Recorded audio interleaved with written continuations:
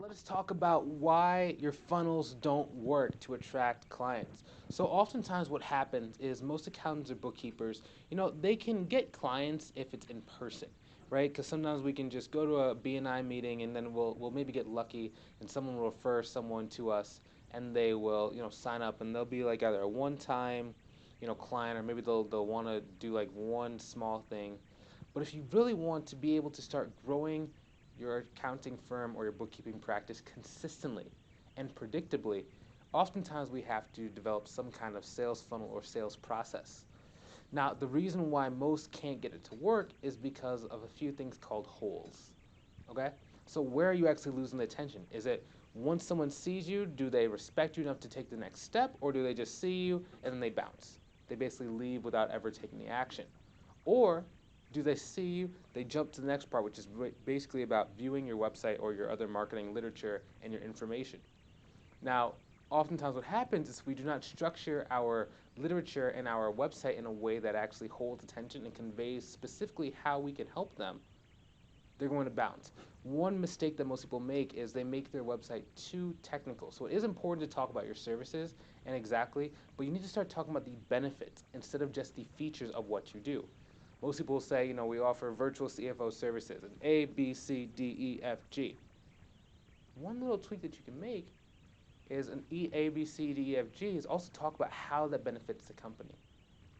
Most people don't do that. And the only people that are really successful are the ones that understand how to basically take what you do, boil it down to the basic components, and communicate that to a regular person that does not understand our accounting jargon.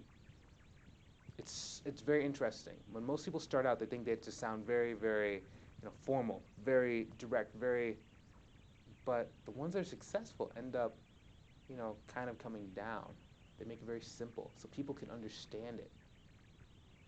And then you start building trust because when people can't really understand the words that you're using and don't really know what the jargon means, they have to start dictionarying it or googling it.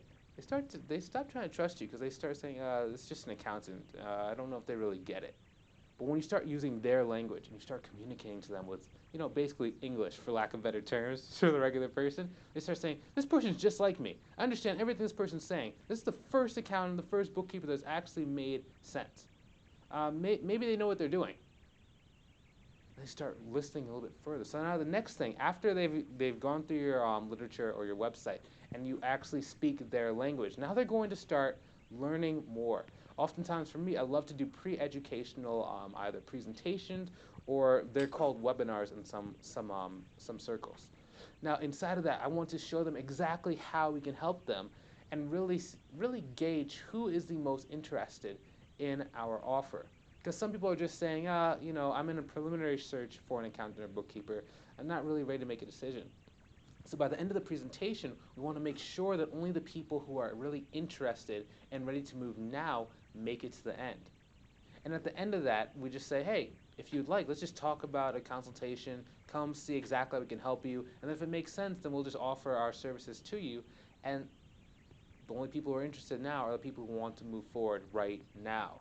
So we start booking appointments with that. And now once we understand our process and once the appointments actually start following through, now we can start going a little bit faster. We can start either putting monies into local advertisements or into digital advertising, which that's a very interesting skill in itself. But once you have this funnel going, now you can start being consistent. Now it's just a matter of how big do you actually want to go?